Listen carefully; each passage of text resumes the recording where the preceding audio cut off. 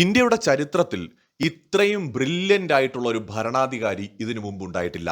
പറഞ്ഞു വരുന്നത് പ്രധാനമന്ത്രി ശ്രീ നരേന്ദ്രമോദിയെക്കുറിച്ചാണ്. അദ്ദേഹത്തിൻ്റെ ദീർഘവീക്ഷണത്തെക്കുറിച്ചാണ്. അദ്ദേഹം എങ്ങനെയാണ് നമ്മുടെ രാജ്യത്തെ അമേരിക്കയുടെ കറുത്ത കരങ്ങളിൽ നിന്ന് രക്ഷിച്ചത് എന്ന് നമുക്കറിയണ്ടേ? തീർച്ചയായിട്ടും നമ്മൾ അറിയണം. ഈ കഴിഞ്ഞ ദിവസം എല്ലാവരും ഒരു വാർത്ത കേട്ട് കാണും. അമേരിക്കൻ പ്രസിഡന്റും അമേരിക്കൻ ഭരണകൂടവും യൂറോപ്യൻ യൂണിയനോട് ആവശ്യപ്പെട്ടു ഇന്ത്യക്കെതിരെ താരിഫ് ചുമത്താൻ വേണ്ടി. അതായത് അമേരിക്ക നമ്മുടെ മേൽ 50% താരിഫ് ചുമത്തിയില്ലേ, അതുപോലെ ഇന്ത്യൻ പ്രോഡക്റ്റുകൾക്ക് മേല് താരിഫ് ചുമത്താൻ വേണ്ടി ആവശ്യപ്പെട്ടു. അതോടൊപ്പം തന്നെ ഇന്ത്യയിൽ നിന്ന് എണ്ണയും അത്തരം ഉൽപ്പന്നങ്ങളും വാങ്ങുന്നത് അവസാനിപ്പിക്കാൻ യൂറോപ്യൻ യൂണിയനോട് അമേരിക്ക ആവശ്യപ്പെട്ടു. ഒരുപക്ഷെ അമേരിക്കയുടെ സമ്മർദ്ദത്തെ തുടർന്നായിരിക്കാം റഷ്യൻ കമ്പനിക്ക് 40%-ലധികം ഷെയർ ഉള്ള ഇന്ത്യയിലുള്ള ഒരു എണ്ണ ശുദ്ധീകരണശാലയെ യൂറോപ്യൻ യൂണിയൻ വിലക്കുകയുണ്ടായി. പിന്നീട് ആ കമ്പനി എണ്ണ ചൈനയിലേക്ക് സപ്ലൈ ചെയ്യുന്നു എന്നാണ് നമ്മളിപ്പോൾ കേൾക്കുന്നത്.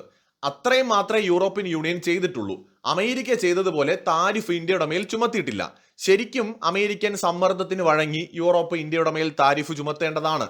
കാരണം ഇന്ത്യ റഷ്യയെ സഹായിക്കുന്നു എന്ന് പറഞ്ഞുകൊണ്ടാണല്ലോ അധിക തീരുവയായിട്ട് 25% അമേരിക്ക ഇന്ത്യയുടെ മേൽ ചുമത്തിയത്. ആ ഒരു താരിഫ് യൂറോപ്പും ചുമത്തിക്കൊണ്ട് ഇന്ത്യയെ സമ്മർദ്ദത്തിലാക്കണമെന്നാണ് അമേരിക്ക ആവശ്യപ്പെട്ടത്. പക്ഷെ എന്തുകൊണ്ടാണ് യൂറോപ്പ് ഇതുവരെയും ആ കാര്യത്തിൽ ഒരു പ്രതികരണവും നടത്താത്തത് എന്ന് എപ്പോഴെങ്കിലും നമ്മൾ ആലോചിച്ചിട്ടുണ്ടോ? ഇന്ത്യയുടെ പ്രധാനമന്ത്രി ശ്രീ നരേന്ദ്രമോദിയുടെ ദീർഘവീക്ഷണമാണ് അതിന് കാരണം. യൂറോപ്യൻ യൂണിയൻ എന്ന് പറയുമ്പോൾ അതിലെ പ്രധാന ശക്തി ഇന്ന് ഫ്രാൻസ് ആണ്. യൂറോപ്യൻ കോണ്ടിനെന്റിൽ ഫ്രാൻസ്, ജർമ്മനി, ബ്രിട്ടൻ ഒക്കെ പ്രധാന ശക്തികളാണ് എന്നുള്ളത് സത്യമാണ്. യൂറോപ്യൻ യൂണിയന്റെ അകത്ത് ഇന്ന് ബ്രിട്ടൻ ഇല്ല. അപ്പൊ യൂറോപ്യൻ യൂണിയനിൽ ഏറ്റവും പവർഫുൾ ആയിട്ടുള്ള രാജ്യമായ ഫ്രാൻസ് ഇന്ത്യയുടെ ഏറ്റവും അടുത്ത ചങ്കാണ്, ഇന്ത്യയുടെ ഏറ്റവും അടുത്ത ഡിഫൻസ് പാർട്ണറാണ്. ഏറ്റവും ഒടുവിൽ നമ്മൾ എഞ്ചിൻ നിർമ്മിക്കാൻ പോകുന്നത് ഫ്രാൻസുമായിട്ട് ചേർന്നുകൊണ്ടാണ്.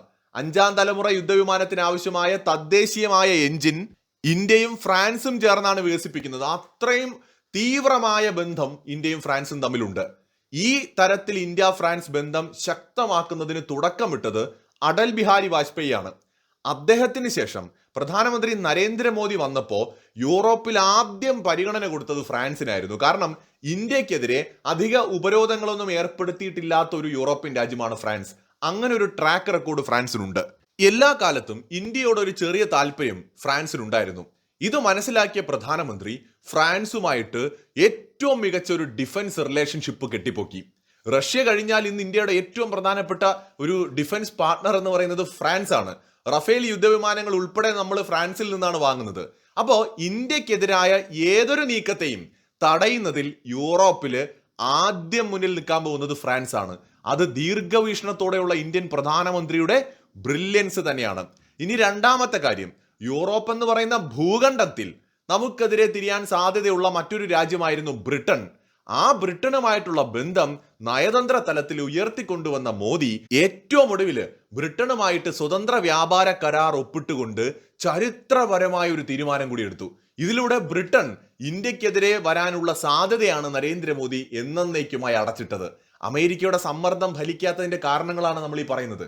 അതായത് ബ്രിട്ടനുമായിട്ട് വ്യാപാര കരാർ ഉണ്ടാക്കുകയും അതേ സമയത്ത് തന്നെ നമ്മൾ ഫ്രാൻസുമായിട്ട് ഡിഫൻസ് പാർട്ണർഷിപ്പ് ബിൽഡ് ചെയ്യുകയും ചെയ്തുകൊണ്ട് യൂറോപ്യൻ ഭൂഖണ്ഡത്തിലെ പ്രധാനപ്പെട്ട 2 ശക്തികൾ, ആണവായുധങ്ങൾ ഉൾപ്പെടെയുള്ള 2 ശക്തികളെ നമ്മൾ നൈസായിട്ട് കൂടെ നിർത്തി. ഇനി മൂന്നാമത്തേതാണ് ഇറ്റലി എന്ന് പറയുന്ന രാജ്യം. ജോർജിയ മെലോനി ഗവൺമെന്റുമായിട്ട് മികച്ച ബന്ധം കെട്ടിപ്പൊക്കിയതിലൂടെ ഇറ്റലിയിൽ നിന്നുണ്ടാവാൻ സാധ്യതയുള്ള പ്രഷറും ഇന്ത്യ ഇല്ലാതാക്കി. അതായത് അമേരിക്ക പറഞ്ഞാൽ ഇറ്റലിയും കേൾക്കാൻ പോകുന്നില്ല, ബ്രിട്ടനും കേൾക്കാൻ പോകുന്നില്ല, ഫ്രാൻസും കേൾക്കാൻ പോകുന്നില്ല. ഫ്രാൻസിലും ബ്രിട്ടനിലും ഇപ്പോൾ അധികാരത്തിലിരിക്കുന്നത് ട്രംപിനെ എതിർക്കുന്ന രാഷ്ട്രീയ ബോധമുള്ള വ്യക്തികളാണ്.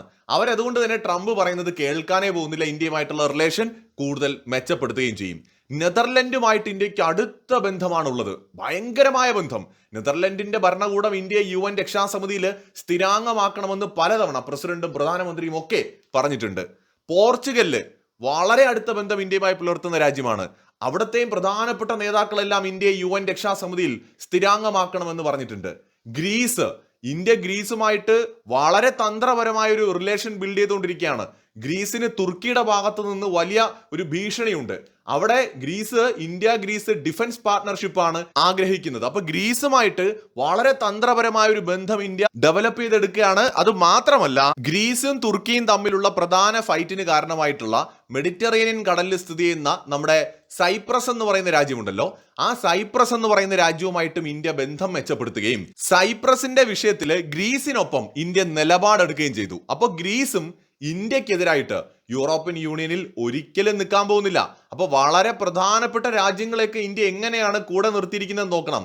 ജർമ്മനി ഇന്ത്യയുമായിട്ട് വളരെ പ്രധാനപ്പെട്ട വ്യാപാരം നടത്തുന്ന ഒരു രാജ്യമാണ്. അത് വർദ്ധിപ്പിക്കാനുള്ള നീക്കങ്ങൾ നടക്കുന്നുണ്ട്. ജർമ്മനിയുമായിട്ടുള്ള റിലേഷൻ ഇന്ത്യ വളരെയധികം സ്ട്രാറ്റജിക്കലി മെച്ചപ്പെടുത്തിക്കൊണ്ടിരിക്കുകയാണ്. അതുപോലെ സ്വീഡൻ മറ്റൊരു പ്രധാനപ്പെട്ട ഇന്ത്യയുടെ സുഹൃത്ത് രാജ്യമാണ്. അപ്പൊ ഇത്രയും രാജ്യങ്ങൾ, ഏതാണ്ട് 7-8ഓളം യൂറോപ്യൻ രാജ്യങ്ങൾ ഇന്ത്യയുമായിട്ട് അടുത്ത ബന്ധം പുലർത്തുകയാണ്. പിന്നെ എങ്ങനെയാണ് ട്രംപ് വിചാരിച്ചു കഴിഞ്ഞാൽ അവർ ഇന്ത്യക്കെതിരെ തിരിയുക? ട്രംപിനെയും അമേരിക്കയും തൃപ്തിപ്പെടുത്താൻ എന്തെങ്കിലുമൊക്കെ ചെയ്യുമെന്നുള്ളതല്ലാതെ ഒരിക്കലും ഇന്ത്യക്കെതിരെ യൂറോപ്യൻ യൂണിയൻ തിരിയാൻ പോകുന്നില്ല. ഇന്ത്യയുമായിട്ട് ഈ വർഷം അവസാനിക്കുന്നതോടെ ഒരു വ്യാപാര കരാർ ഉണ്ടാക്കുമെന്നാണ് യൂറോപ്യൻ യൂണിയൻ പ്രഖ്യാപിച്ചിരിക്കുന്നത്. യൂറോപ്യൻ കമ്മീഷന്റെ പ്രസിഡന്റുമായിട്ട് ഇന്ത്യക്ക് അടുത്ത ബന്ധമുണ്ട്. അതുപോലെ തന്നെ യൂറോപ്യൻ കൗൺസിലിന്റെ പ്രസിഡന്റുമായിട്ട് അടുത്ത ബന്ധമുണ്ട്. ഇവരൊക്കെ തന്നെ ഇന്ത്യയിൽ വരികയും ഇന്ത്യയുമായിട്ട് ചർച്ചകൾ നടത്തുകയും ചെയ്തിരുന്നു. അപ്പൊ ഇന്ത്യ എങ്ങനെയാണ് അമേരിക്കയുടെ കറുത്ത കരങ്ങളെ തകർത്തത് എന്ന് നമ്മൾ ഇതിൽ നിന്ന് തന്നെ മനസ്സിലാക്കണം. അമേരിക്കയുടെ ചങ്കായിരുന്ന യൂറോപ്പ് ഇന്ന് ഇന്ത്യയുടെ കൂടെയാണ്, അല്ലെങ്കിൽ യൂറോപ്യൻ രാജ്യങ്ങളിൽ പകുതിയെങ്കിലും ഇന്ത്യക്കൊപ്പമാണെന്നുള്ള ഒരു യാഥാർത്ഥ്യം ഇവിടെയുണ്ട്. മറ്റൊന്ന്, റഷ്യയെ ആപത് ഘട്ടത്തിൽ അമേരിക്കയുടെ വാക്ക് കേട്ട് കൈവിടാതെ കൂടെ നിർത്തിക്കൊണ്ട് മോദി എടുത്ത തീരുമാനം. റഷ്യയിൽ നിന്ന് നമ്മൾ എണ്ണ വാങ്ങുന്നതിലൂടെ റഷ്യൻ സമ്പദ് വ്യവസ്ഥയാണ് നമ്മൾ പിടിച്ചു നിർത്തിയത്. അതിന്റെ നന്ദിയാണ് ഈ പുടിൻ കാണിക്കുന്നതെല്ലാം. നരേന്ദ്രമോദിയെ കാണുമ്പോഴുള്ള പുടിന്റെ സന്തോഷം കണ്ടില്ലേ? ഇന്ത്യയുടെ വിദേശകാര്യമന്ത്രി ജയശങ്കറിനെ കണ്ടപ്പോഴുള്ള സന്തോഷം കണ്ടില്ലേ? ഇന്ത്യയുടെ നാഷണൽ സെക്യൂരിറ്റി അഡ്വൈസർ അജിത് ഡോവലിനെ കണ്ടപ്പോൾ അദ്ദേഹത്തിന്റെ സന്തോഷം കണ്ടില്ലേ? അതായത് ഇന്ത്യയോട് ഭയങ്കരമായിട്ടുള്ള നന്ദി റഷ്യക്ക് ഇക്കാര്യത്തിലുണ്ട്. ഒരു ആപത് ഘട്ടത്തിൽ ഇന്ത്യ കൈവിട്ടില്ല എന്നത് അത് നരേന്ദ്രമോദിയുടെ മികച്ച തീരുമാനമായിരുന്നു. അമേരിക്കയുടെ ഭാഗത്ത് നിന്ന് കടുത്ത പ്രഷർ ഉണ്ടായിട്ടും നരേന്ദ്രമോദി ഉറച്ച തീരുമാനമെടുത്തു. കാരണം അദ്ദേഹത്തിന് അറിയാം റഷ്യയുമായിട്ടുള്ള ബന്ധം ഇന്ത്യക്ക് വളരെ വളരെ അത്യാവശ്യമാണ്. അതുകൊണ്ട് എന്തുണ്ടായി എന്ന് വെച്ചാൽ, ഇന്ത്യക്ക് വേണ്ടി ഇന്ന് കട്ടയ്ക്ക് അന്താരാഷ്ട്ര സമൂഹത്തിനിടയിൽ നിലപാടെടുക്കുന്ന രാജ്യമായിട്ട് റഷ്യയും പ്രസിഡന്റായിട്ട് പുടിനും മാറി. ഇന്ത്യ ചൈന ബന്ധം ഇത്രയും മെച്ചപ്പെടാനുള്ള കാരണങ്ങളിൽ ഒന്ന് റഷ്യയാണ്. അതായത് ഇന്ത്യ തന്ത്രപരമായിട്ടാണ് ഇവിടെ കളിച്ചത്. ഇതിനൊക്കെ ഇടയിൽ നമ്മൾ കാണേണ്ടത് ഇന്ത്യ ലാറ്റിൻ അമേരിക്കൻ രാജ്യങ്ങളുമായിട്ട് ബന്ധം മെച്ചപ്പെടുത്തുന്നുണ്ട്. ബ്രസീലും ഇന്ത്യയും തമ്മിലുള്ള ബന്ധം ചരിത്രത്തിലെ ഏറ്റവും മികച്ച നിലവാരത്തിലേക്ക് ഉയർന്നിരിക്കുകയാണ്. അർജന്റീനയുമായിട്ടുള്ള ബന്ധം മെച്ചപ്പെടുത്താൻ നമ്മൾ ട്രൈ ചെയ്യുന്നുണ്ട്. ഈ അർജന്റീനയിലെ ഇപ്പോഴത്തെ പ്രസിഡന്റ് എന്ന് പറയുന്നത് ഒരു ട്രംപ് ഭക്തനാണ്.